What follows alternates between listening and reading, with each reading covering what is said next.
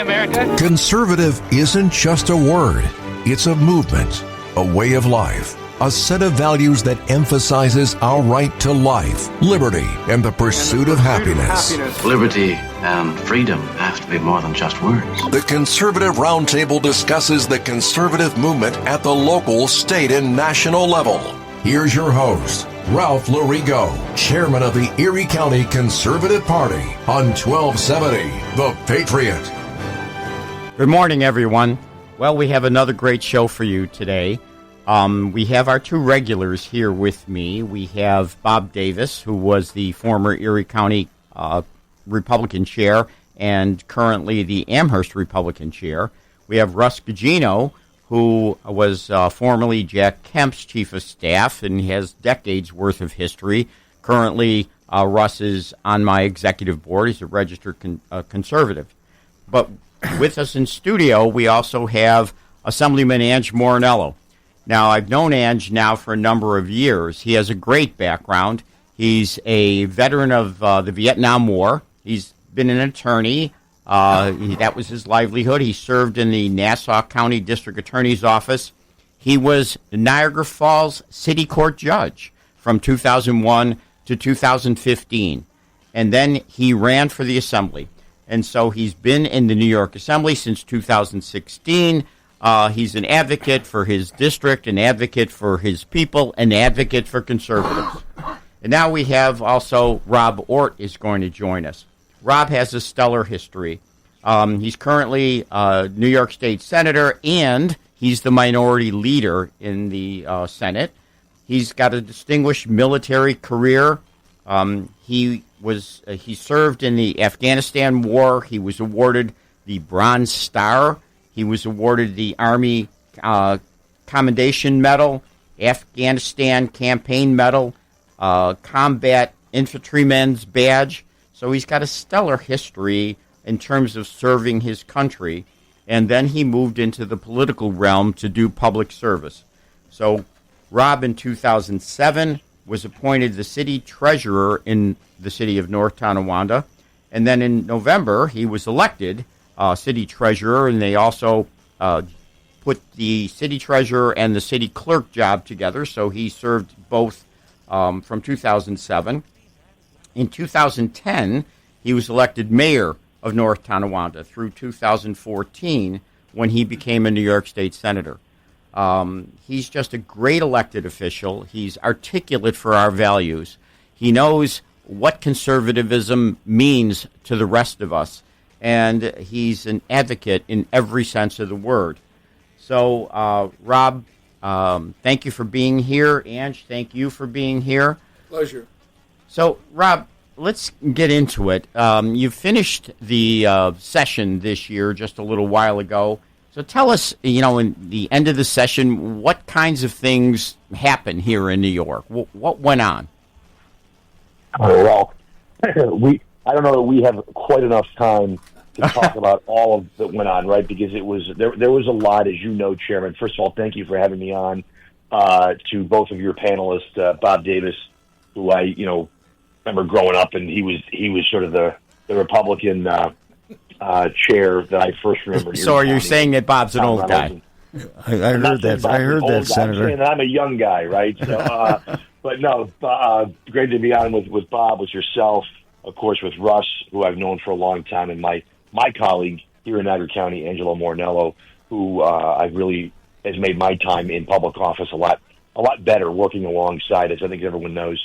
You don't have to like all the people you work alongside, but when you do, it just makes it a lot better. So as far as session, I think one of the things that stood out, the budget, of course, gobbles up a lot of, quote unquote, your session time, right? The budget, it's probably the biggest thing we do, at least in the aggregate sense. This budget was once again late. Every budget that Kathy Hochul has been governor for has been late. This one, I don't know if it was the latest under her tenure. I think it was. It was 40 days, maybe a little bit more than 40 days late. So we were well into May before we adopted the $254 billion budget. Now that's a staggering number, $254 billion. Tell us how that budget's increased over the last few years. Yeah, so in 2019, and that was the first year that Democrats had all three branches of state government. So they always had, well, they had the assembly for several years now. They obviously had the governorship. And then in 2018, November, they took the majority in the state Senate. And a lot of people, for years wondered what that would look like, what that would mean if that ever happened. In 2019, the state budget was $172 billion. Wow. So it's In grown. 2025, it is now $254 billion. You're talking over $80 billion in new spending in the, 6 years that the Democrats have had total control of state government. So over a 40% increase. Over 40, that's right. Over 40%. And I bet your listeners are wondering, are we getting more, right? Are we getting more from our state government? So I don't think most New Yorkers today can say they're getting any more from their state government. Some might even argue they're getting less from their state government, and yet they're paying 40% more than they were paying in 2019. Rob, so, can I jump in right there when we're talking about are they getting more or less? Anytime you want, Judge. Thank you very much. We got to remember what they're doing, what's called CHIPS. CHIPS is the money that goes out to prepare our highways, to do our blacktopping. The former governor would cut it, and then we would fight to get it back to a previous level. This governor cut it. She's put a little more in. But when you take inflation, our poor towns and cities have less money to buy blacktop. And people wonder why there's potholes, why the roads are so bad. Because the mismanagement, the increase, think about this, $80 billion increase in the budget, yet it is not reflected on the daily living benefits that the people and the constituents need. So I just needed to throw that in, that they are not getting the benefit. You know who's getting the benefit? The illegals, New York City, and the radicals. Thank you, Rob. So where is that extra money going, $80 billion? So, I mean, in round numbers, so as the judge pointed out, we call him the judge, I call him the judge, but there's been increased spending on illegal immigrants in New York State. Certainly in the Biden years there, the state of New York spent well over $1 billion, and that was just to house them, to give them, the cards with money on it, to give them health care. I mean, you're talking about billions of dollars to non-U.S. citizens living here in New York. Now, that's not new, but that's certainly increased over several years with the migrant crisis that you saw, the illegal immigrant crisis, when people were coming here. The city of New York couldn't handle it. And so Kathy Hochul and Senate Democrats and some Democrats stepped up, quote unquote, and poured billions of tax dollars to support these folks. And keep in mind, we have a sanctuary policy here in New York, right? Sanctuary policy in the city specifically, and there are sanctuary policies in the state which basically prevent or hinder federal enforcement, law enforcement, from doing the job that we expect them to do. But you've seen huge increases in education. And I think most people would say, hey, that's education, that's a good thing.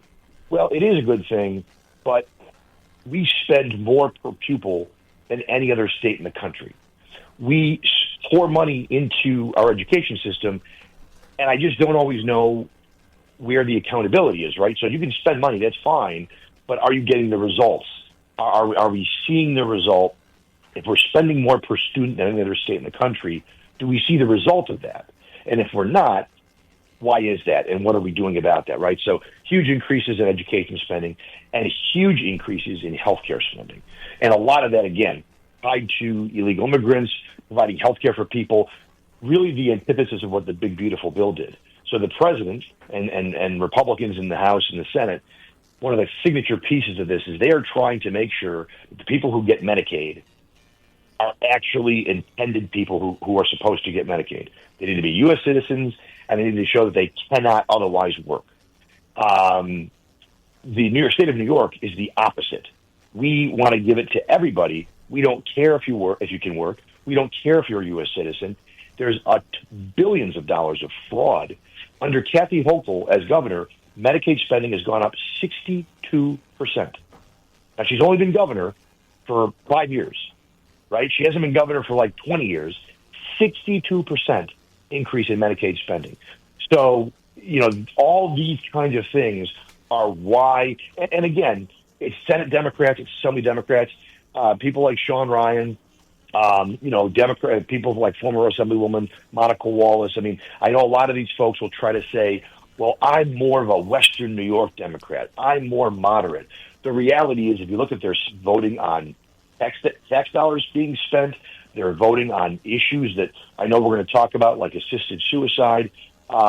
Their votes are very similar, if not identical, to the Democrat from the lower Hudson Valley or New York City or wherever. And so that's why you've seen this increase in spending. There's no more check on the purse. There's no conservative Republican check on how we spend tax dollars in Albany, and New Yorkers are absolutely paying the price. Let's spin back to the education.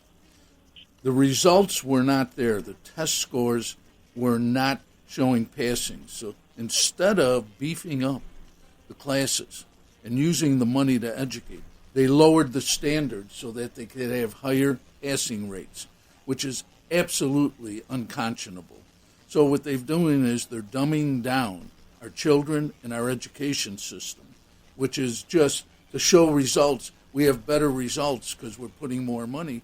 But listen, if you can reduce passing down to 40%, you're going to have a bigger percentage of people that pass. But it is not indicative of the education being given to these children. And I am not blaming teachers. Teachers have a tough job. But you've got those that are making the rules that keep interfering with their ability to run their classrooms. And, what I wanted to say, go on the Medicaid spending, that New York, and I've researched this, New York spends the highest of any state per resident. We spend, according to my research, $4,942 a year for every single resident in New York State. That is 24% higher than the next highest state and 77% above the national average. How can that be? There must be a great deal of waste. There's fraud. There's abuse. How do we handle those things? Well, so it's go ahead, there are, I believe there's 32 areas the federal government will allow Medicaid spending for. The federal government, I think, supports about 19 of them. New York State supports almost every one of them. So I'm not saying people don't deserve benefits. Okay? We have to be really realistic. But there's ways that we can cut the spending and not cut the benefits by just saying, okay, which ones are more critical? Which ones are needed? They keep comparing us with Canada, but think about the Canadians who come here and buy personal insurance because they can't get treatment in Canada, all right? And it's supposed to be government-supplied medical care. But the wait list, people can die while they're waiting for treatment, where here we get it immediately. Well, the waste and abuse, the amount of money we spend just on cabs to take these people to doctors, hospitals. Rob, tell us, there's a great deal, unfortunately. As Ange said, certainly we all believe in the safety net. We keep on getting criticized about it, but we all believe in the safety net. There's no question about that. But how can we possibly be 24% above the next highest level and 77% above the national average? Right. So if you're a Democrat, you would have to believe, I guess the only way you could sleep at night with these numbers is you would have to believe that New York cares 24% more than the next state in America, that we somehow, care more about our people than they do, and that we care 77% more than the rest of the country on average. Now, that's all nonsense, right? That's just not true.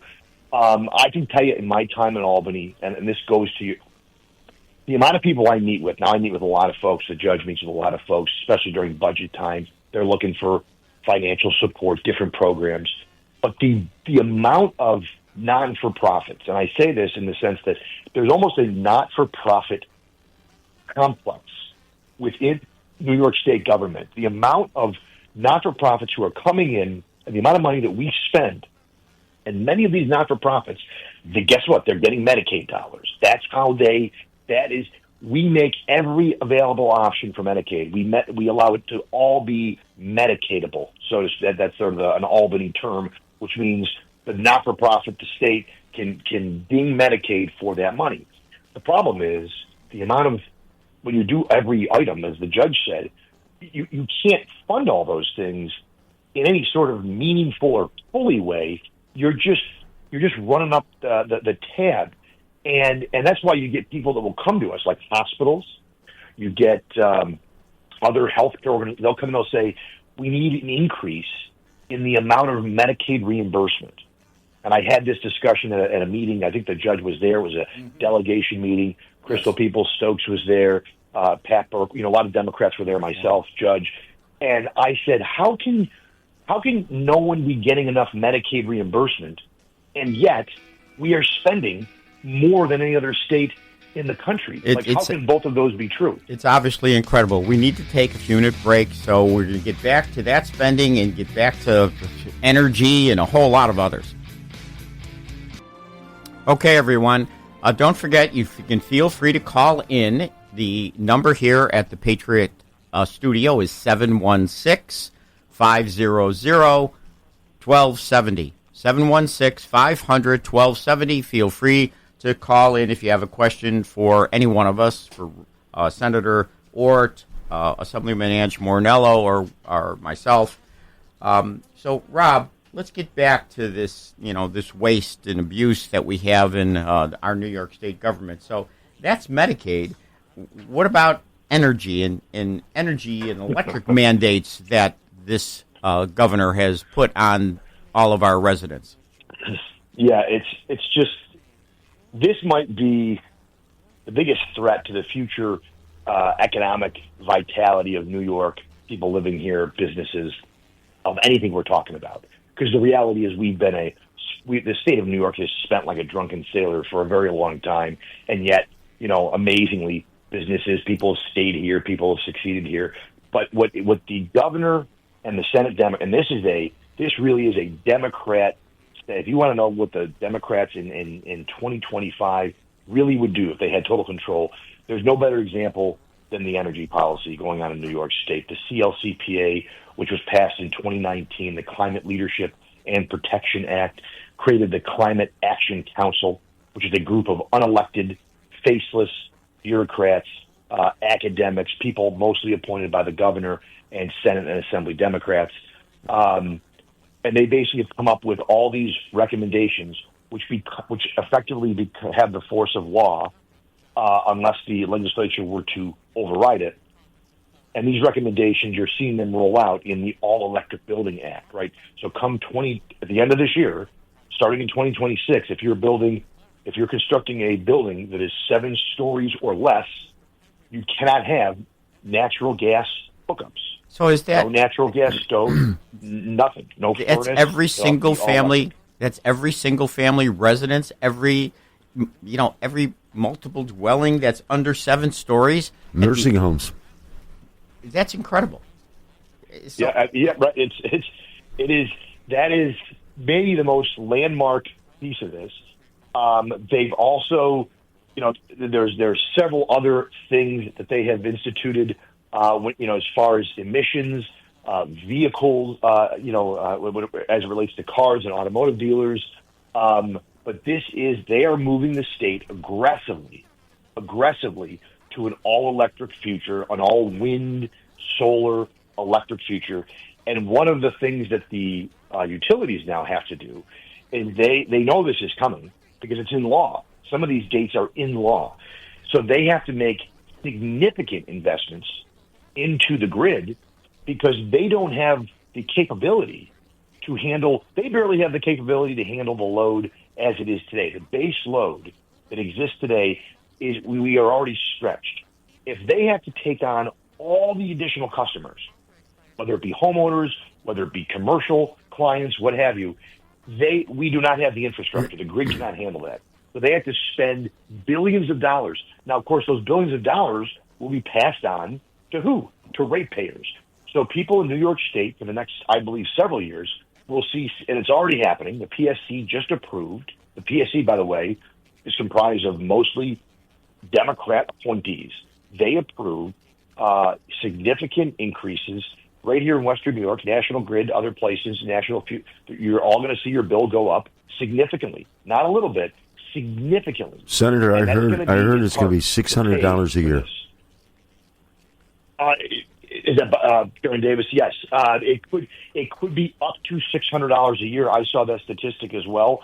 But it's going to, what I would tell you is whether you're, my parents who live, just the two of them, and maybe it's going to be relatively, everyone is going to feel it. No one is going to go, oh, I didn't even notice that. Everyone's going to see this increase. And this goes back to, you're going to be paying more, but you're not going to be getting more. No one's getting more. You're not going to be getting more energy. You're not going to be able to heat your home better. And in fact, this is also going to increase the cost to build new homes. Because if you've got to build new homes and you can't have natural gas hookups, and you got to either put all electric or you got to put a geothermal pump in your home, it is absolutely going to increase the cost to build new. And then I'll just end with this. How many commercial industry, big employers here in Western New York and across this state, guess what they also are? They're usually almost always high energy users, because you use energy to manufacture things. But those manufacturing jobs are what put food on the table, good paying jobs. We've seen those leave. President Trump is trying to bring them back to America, and they're going to come back to America. I firmly believe they are going to come back. We're going to onshore more manufacturing, but it's not going to be here in New York, because they won't come here if they have to be under these energy rules. We're going to lose more jobs to Pennsylvania, to southern states, because of what you're seeing. But make no mistake, I want people to know who are listening. Your energy bill is going up in the fall, in the winter, because of Democrat policies. Your Democrat senator, your Democrat assembly member, your Democrat governor all supported it. And even the Erie County executive, who was the county executive to one of the worst disasters from a storm perspective in Western New York history, back in the 2022 winter storm. We know what would have happened if more people had been on electric and less had been on natural gas. It would have been even worse. Yet he continues to support these kinds of things. And it's because the Democrats, when it comes to the energy and the environment, it is almost like a religion. I mean, they can make a Baptist preacher in the South, blush. They are the most zealous folks, and you cannot question these kinds of policies, because if you do, you'll have a primary. It really is. We're not doing it on science or logic or numbers. We're doing it on emotion and the idea that if we don't do all of this, the planet is going to end, in the next couple of years. And it's just ridiculous, but that is what is happening right now in this state. Bob, back to what you were saying. It's anticipated year one, everyone's bill will go up $22 a month, analyzed for the first year, increase of $264.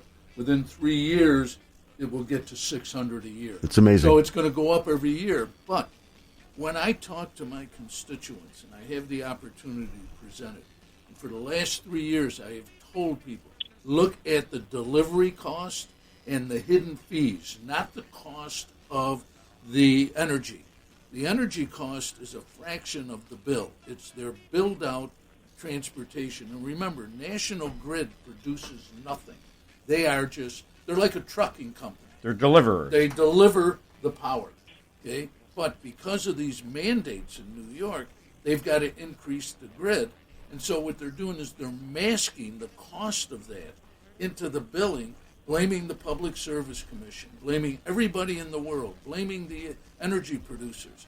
But it's all because, as our senator said, the failed policies. Sure. And the policies without being able to articulate and analyze the cost and what the end results will be. What the public's got to understand, it's all Democratic rule in Albany. Absolutely. They're the ones imposing this. I'm going to go back to what the senator said toward the end of his last comments. That big winter snowstorm we got in 2022, We live on the shores of Lake Erie, and the Center and the Assemblymen have the shores of Lake Ontario as well. And every now and then we get a lake effect snowstorm. And if this policy, when this policy takes effect, you're no longer going to have gas in your homes or in nursing homes. And when that snowstorm comes through and those power lines come down, you're not going to be able to count on your gas generator to kick in and keep you warm. How asinine are these Democrats when they think about this stuff? What Rob said that really strikes me is you're not getting anything more. You're going to pay more, but you're not getting more. So this obligation to make everything electric. So as of January 1st of next year, every new construction under 7 stories, every single one, every single home, every single multiple family, every single commercial building that's under 7 stories has to be all electric. People need to think about that. That if you want to build a new home next year, you better think of what you're up against. And then starting January 1st of 29, every single building, so more than 7 stories now, they've included those after January 1st of 29. But to affect the residents, to affect their pocketbook, it starts only in a couple months from now. Chairman, people are going to die when they have no heat when a snowstorm hits us. I don't know how the grid system is going to be able to handle it. We've seen how many outages we've had. As you said, that terrible storm we had in December in western New York that killed so many people, how many more would have died if we were all electric? Well, and the predictions from the Farmer's Almanac, which everyone usually follows, is this winter is going to be cold and snowy. So if they can't produce the power, if people are being restricted, you're right, Bob, people are going to die. You got that. Okay? Or they're going to freeze, or they're That's going to what be I mean. uncomfortable. How asinine. And they don't know who to blame. They're going to blame the utility. But really, who you have to blame is the leadership in Albany, one-party leadership, so that there is no ability to make any changes on this or to even get the message out because the press is complicit. The irony, of course, in this is that New York State is awash with energy that we're not using. The Marcellus Shale area in central New York that will produce a tremendous amount of energy, and by the way, an unbelievable amount of well-paying jobs is turned off by the Democrats in the New York State legislature. That would be a huge advantage to us competitively, not only for the citizens, for the residents of New York, but it actually would help attract businesses and all other types of economic activity.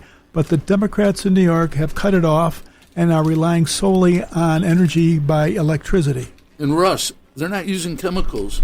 They're using water force. Okay, so all of the articulation of contaminations from fracking are non-existent, okay, because of the changes. So we can't, this show is important to all citizens, and I want to present all citizens because it's going to give you what you don't read in the press and what you don't hear on normal channels, because they're only talking one side.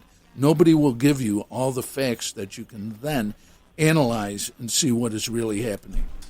The only solution, the only one, is to change what happens in New York, in New York's government. And the only way that can happen is next year. So that's what people have to realize. They're going to feel the pain starting January 1st of 26.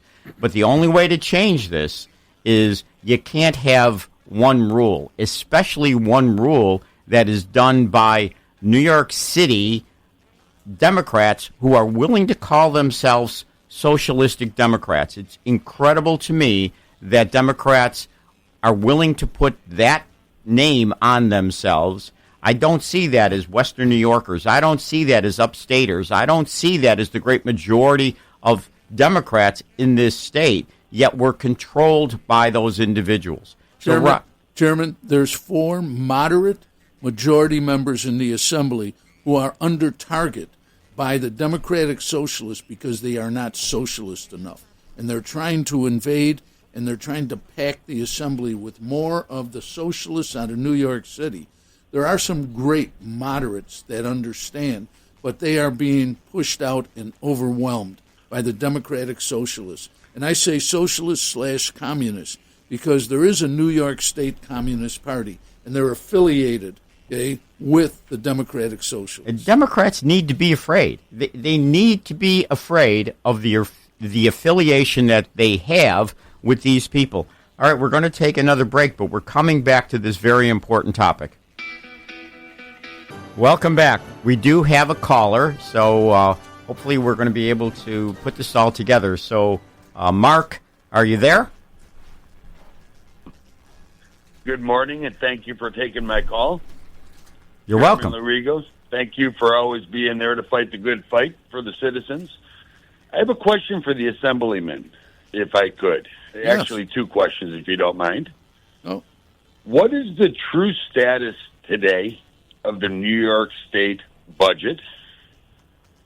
Is my first question. And my second question is, what can the average citizen do to lower utility costs?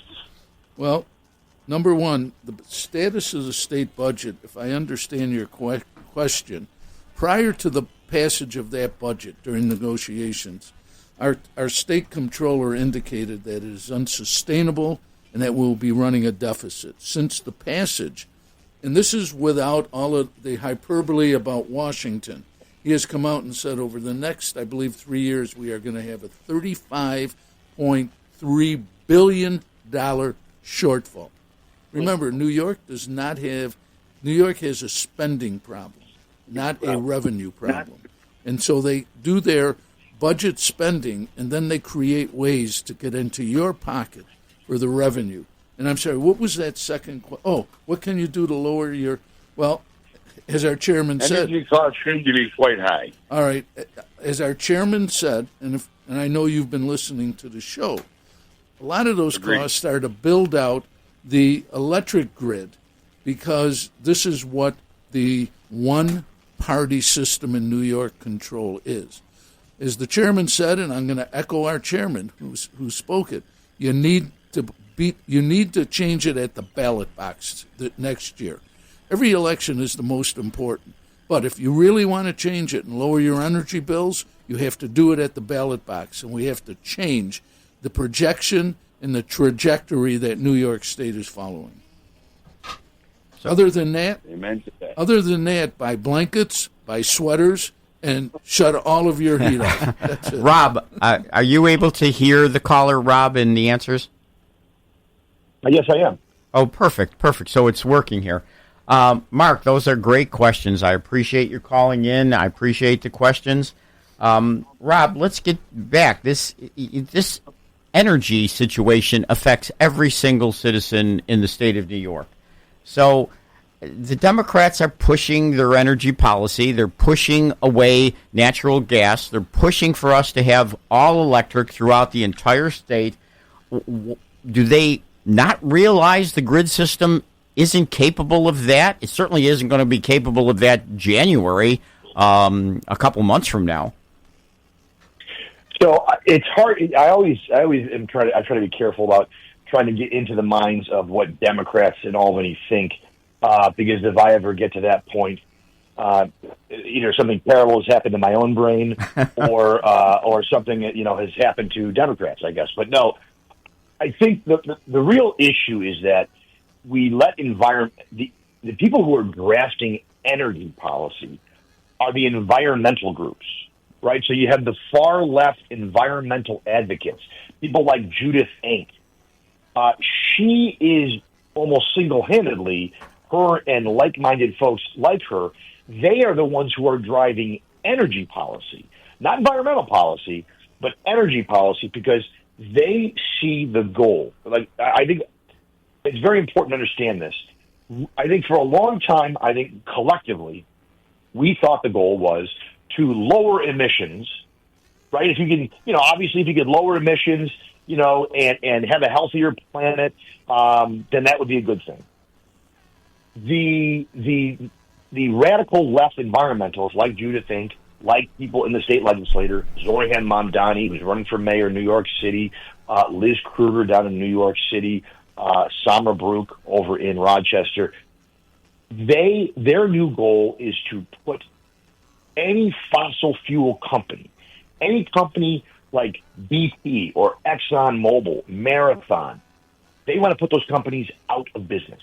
That is the goal. Sean Ryan here, by the way, in Buffalo. That's right, 100%. Sean Ryan, the next maybe mayor of Buffalo, certainly the Democratic nominee for the mayor of Buffalo, he supports the idea that the real goal is to simply put energy companies, fossil fuel, oil companies out of business.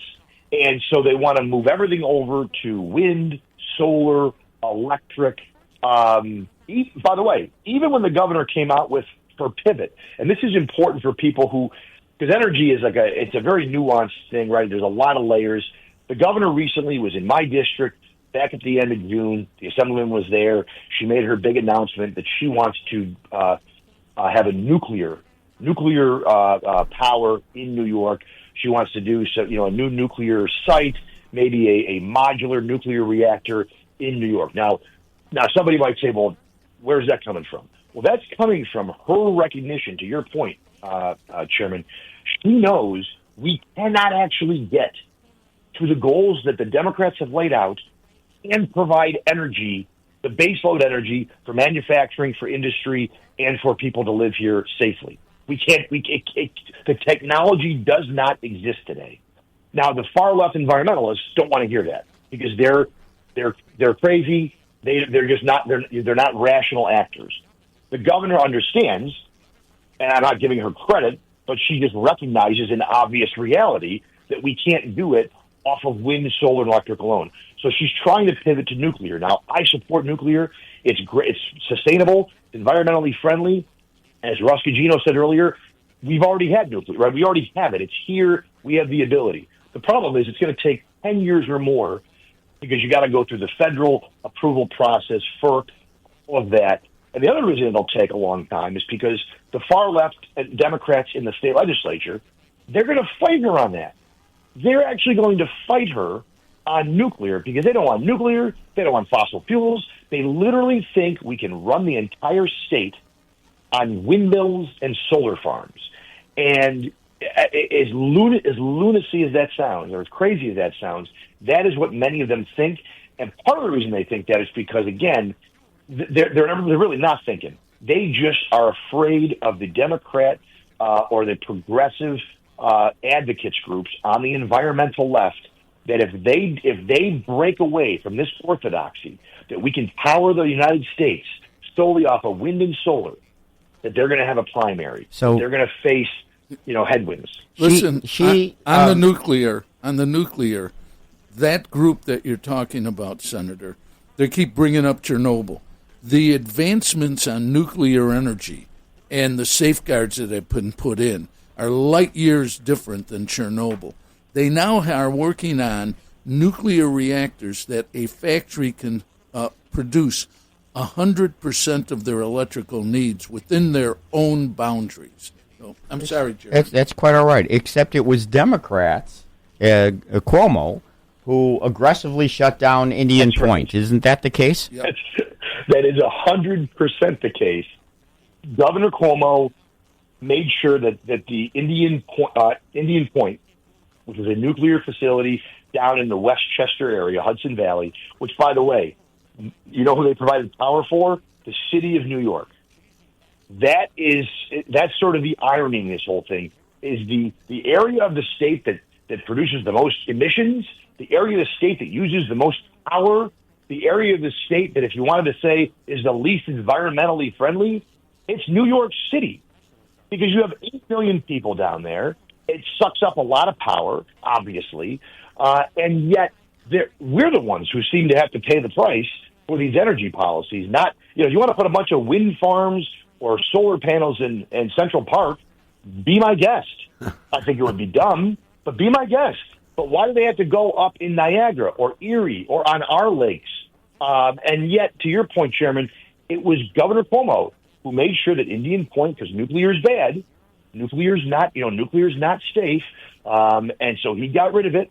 And now New York City is going to have to put in power. They're going to have to import power from Canada, from Quebec, the Champlain-Hudson line there, or we're going to get power from New Jersey or Pennsylvania. And this goes writ large for the country. Democrats would much rather us bring power in from other places. And I would tell you, as a state legislator, as an American, that if we get out of the manufacture of power business, if we don't make our own power or have the ability to produce our own power, not only are we hurting ourselves with jobs, because there's a lot of jobs with these kinds of industries, but when there's a crisis, when there's an emergency, when there's a national situation, are we going to really depend on other countries to provide power for Americans or provide power for New Yorkers? Senator, I believe New York State has a contract with Hydro-Quebec specifically for the city of New York in the summertime when the air conditioners have to be up and running in the city of New York. So Hydro-Quebec contracts with New York State to bring that power down to sustain the electrical needs in the city of New York. Isn't that true? That's correct. Correct. That is they do not have the ability currently. And this is the thing. They got rid of Indian Point. They cannot meet the need of the city electrically as it is, and so we're building, or we and the Canadians are building this line, the Champlain-Hudson, which is Hydro-Quebec. They're the ones who are going to actually produce the power and send it down that line, no doubt for a nice fee, right, for a nice amount of money. But I always said, what if there was an issue in the Northeast United States and you had Canadians without power, people in Quebec, and you have people in New York City? Who's going to get that power first? I mean, I just don't believe for a second that if Canada has to make a decision, they're not going to choose Canadians over New Yorkers, right? Because that's so. It just, to me, we're the evidence of the failed. The goal of policy should be to protect your citizens, to make sure your citizens have all the services they need to have, the best state, the best society, the best city. All these policies are going the opposite direction. We are not meeting our own energy needs. We are not meeting our own electrical needs. We are not meeting our economic needs. We're not producing the jobs that are there for New Yorkers to work in these industries. They would have to go to other states because that's where the production of energy is going. Our energy policy under Democrats is really simple. We export jobs and we import energy. That is the energy policy of Democrats in New York State. It's wrong. It's wrong on a variety of levels, which we've articulated here on this show. And the only way, and Sherman, you are 1,000% right. People ask me all the time, what do I do? What you have to do is you have to understand who is causing much of this. And in New York, it is exclusively the Democrats in Albany. It's Governor Hochul, it's the Senate Democrats, and it's the Assembly Democrats. They have voted for all these things. All of these policies are new over the last 4 or 5 years. They have voted for them all. And if you want that to change, you need to elect a new governor in 2026, and you need to vote Republican conservative, or you certainly need to ask any person running. I would even ask state officials, where do you stand on these crazy energy policies? Because if you're supportive of them in any way, you are part of the problem. All right, we got to take a hard break. Then we're coming back and talking some more to Senator Rob Ortt and Assemblyman Ange Mornello. Thanks.